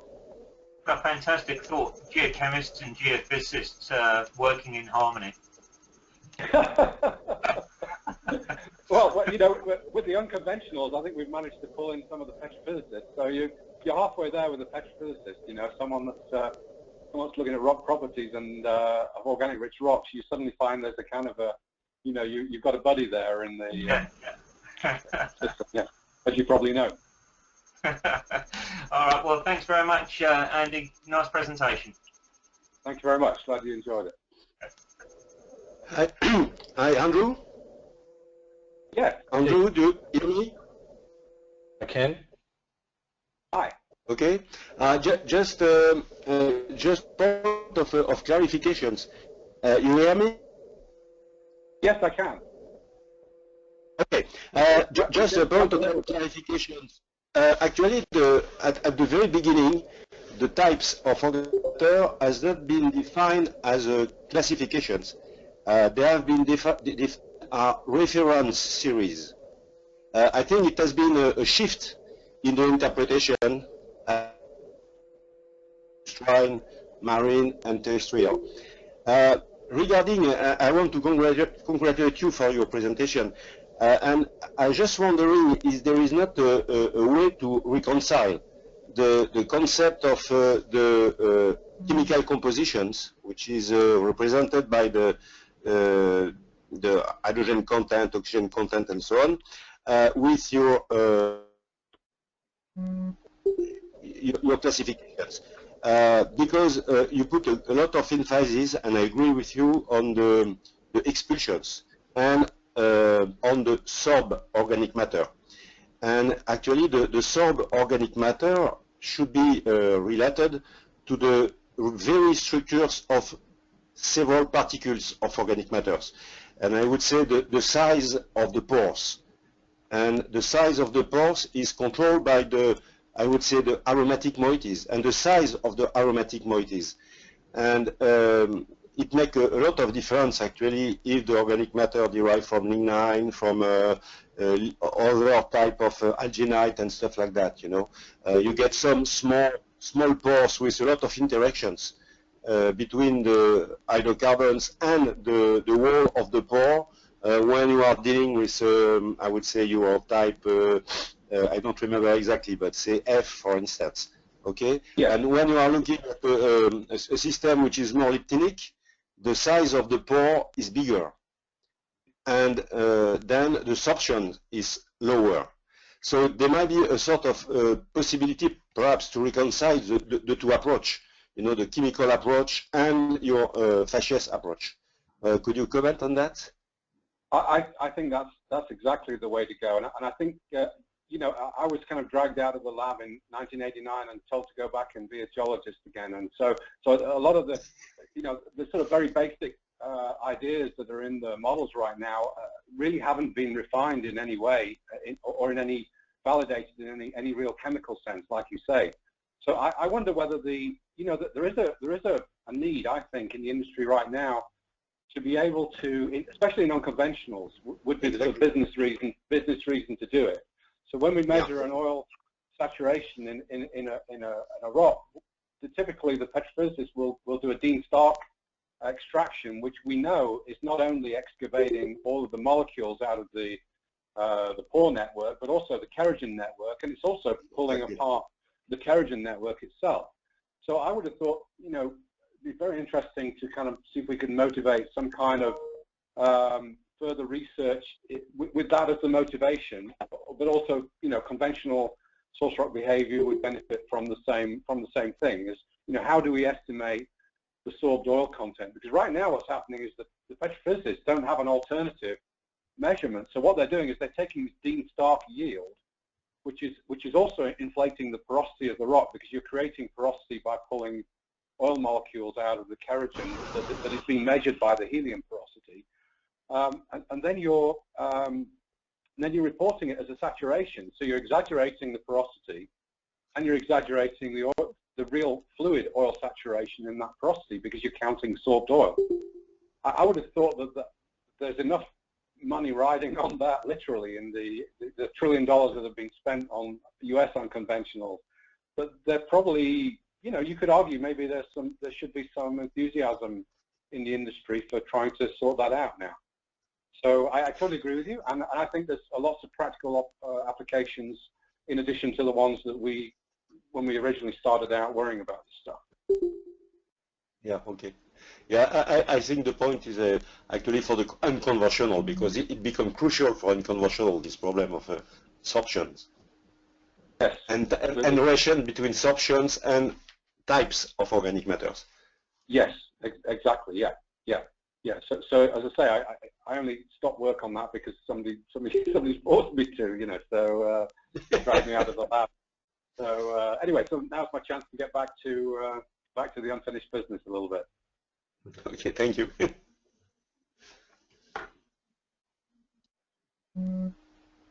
Okay, anybody else? Any other comments? Yeah. Hi, David. Yes. Hey, this is Zion. Hi, Seong. Can I show you guys one page of a paper, please? Yeah, sure. Hold on.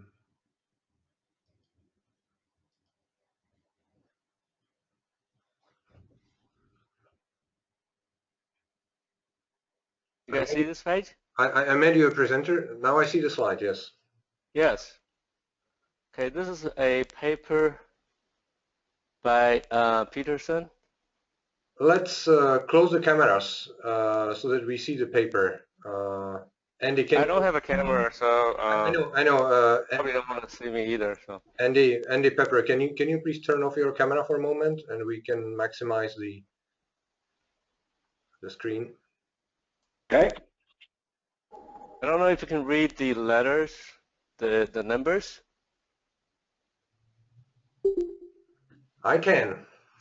All right, so you can see that the last column here is HI. Mm-hmm. And they go from 100 something to 700 something. Right? Guess what these things are? Well. Look at the second column. No. They're all coals. Second column, TOC. Okay, it looks like coal. Yeah.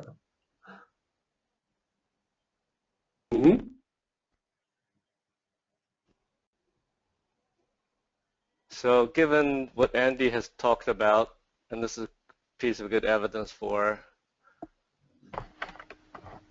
classification by looking at HIs.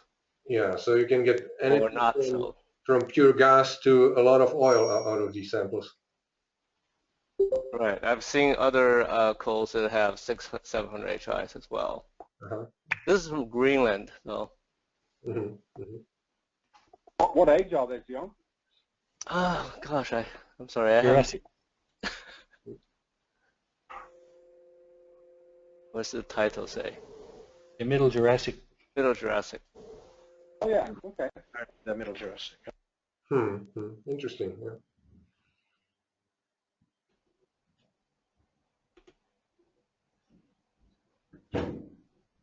As for Wayne's comment about looking at incorporating TLC into the Van Crevelen diagram, right? I think Andy had a slide where it's with the big bubbles.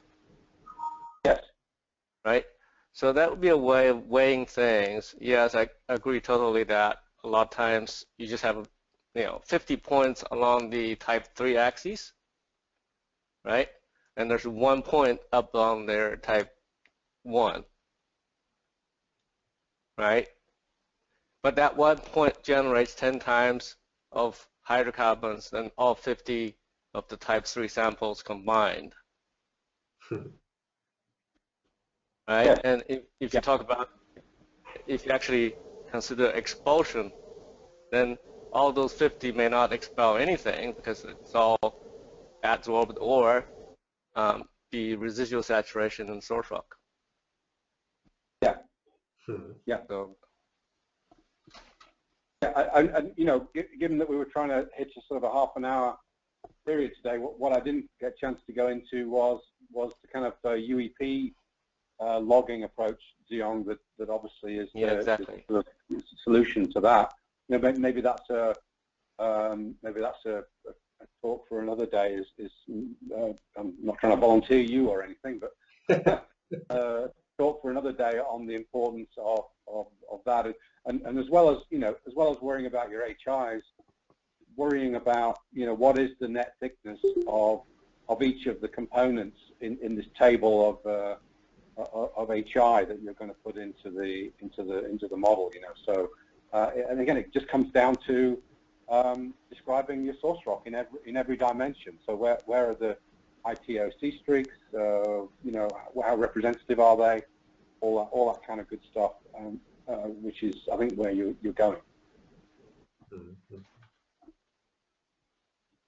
That's a cool paper. I don't remember seeing that one. Andrew Murray forwarded this over to me. I think it's relatively new. No, it's actually 2002 here. APG. Okay. Right. It doesn't seem to have a high, oxygen index column, so I'm not sure if we can plot this on the background one. Right.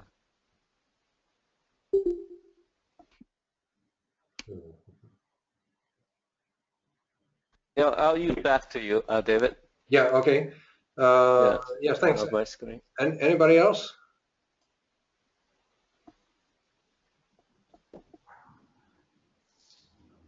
Did Alan have something that he wanted to put up there? I don't know how much more time we have. I think it's pretty much open. As long as people stay around and there is an energy, we can stay up. It doesn't matter to me.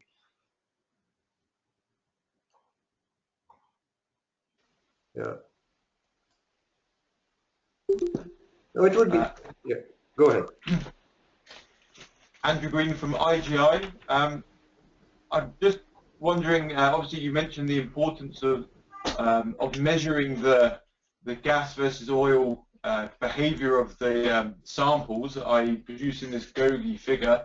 I presume the only way of doing that is through conducting a pyrolysis GC. Is that correct, or is there other ways of measuring it on mass numbers of samples, kind of economically?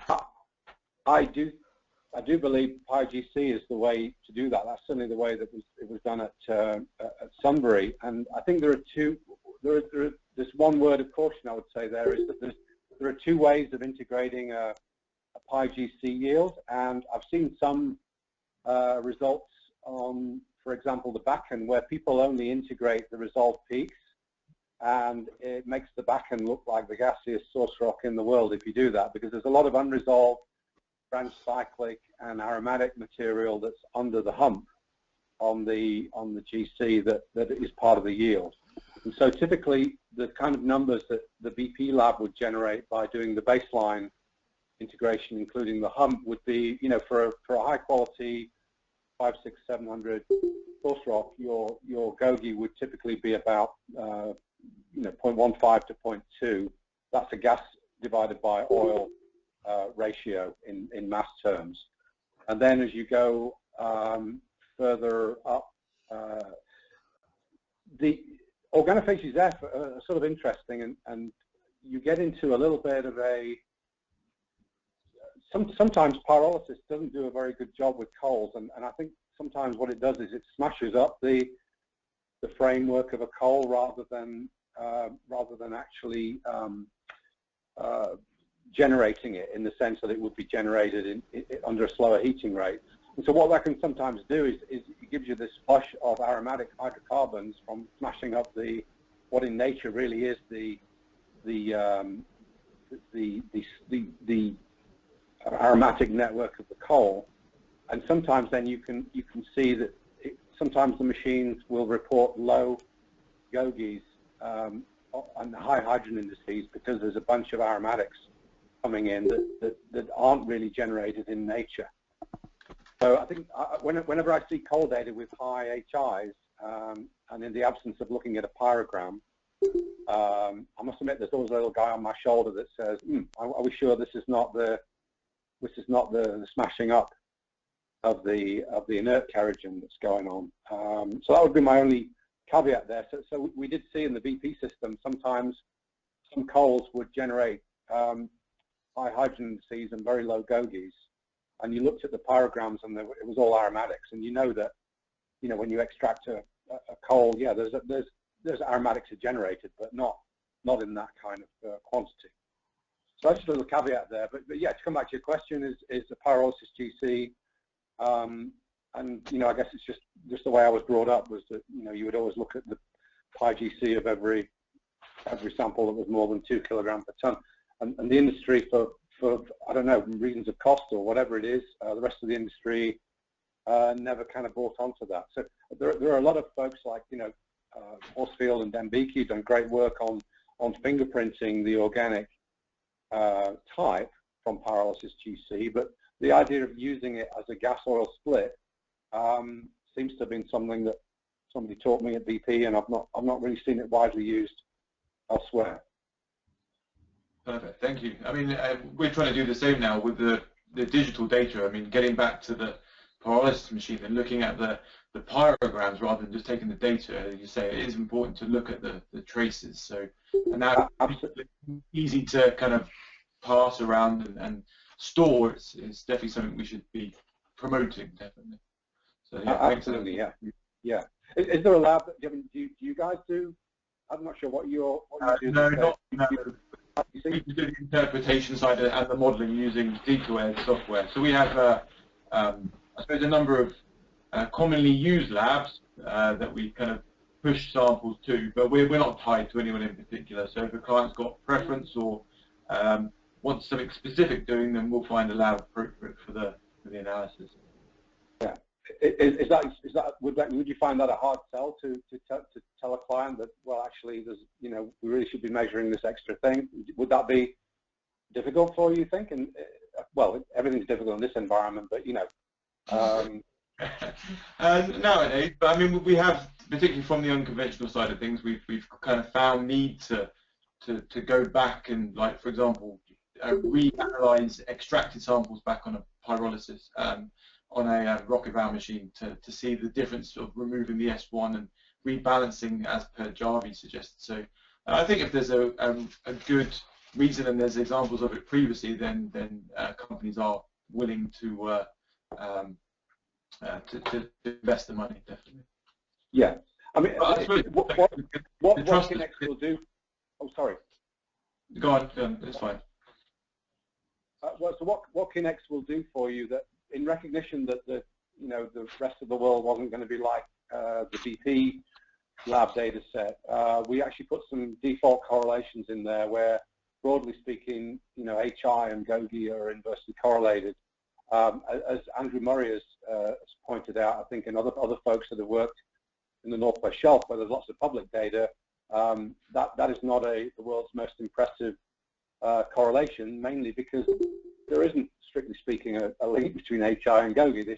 But there's a sort of a general one. So the numbers that are auto-suggested by Kinex are based on a cross-correlation of, I think there's probably like 1,000 samples or something of the different organofacies. So that'll get you by, but surely we want to measure gas oil ratio. If you want to know gas oil ratio, then we should just measure it. So that's the idea anyway. Perfect. Thank you very much. David, could I make a comment? Yeah, sure. I'll just turn the camera on so people can see. Oh, it's a terrible sight. So this is your 10 minutes that you wanted to stay for. Yeah. Hey, how you doing? How you going? My phone credit's going to be maxed out, but there you go. It's worthwhile activity. Firstly, Andy, thanks for offering to do this. It's brilliant. Everybody appreciates it. It's a great opportunity to listen to you speak about this topic. So thanks for that. The other thing I'll say is that right now is that I've said it to you private, and I'll say it in public, that what you and Peter Corvi did, I think, was a great service to the industry, and it's made an enormous difference, I think, to the way that we go about our business. So thanks for that. You just during your talk, you made a few comments I think were aimed at discouraging people from turning your kerogen type description into types. In other words, don't overinterpret them as types. What I'd say about that is that humans are inveterate classifiers. They will do that anyway. They've done it for years with type 1, type 2, type 3. And I think moving to A, B, C, D, F is a big improvement. So I would just accept that's going to happen if I were you. And I think it's a great step. If everybody was speaking about A, B, C, D, and F in the way that they speak about type 1, 2, type 3, I think that would be a big step forward. The only other thing that I probably wanted to mention was that the system is a two-phase system. We speak about oil and gas, and we're talking about gas of C1 to C5, molecules C6 plus for oil. And that's fine, that's a good starting point, and I think that's how we calibrate our systems.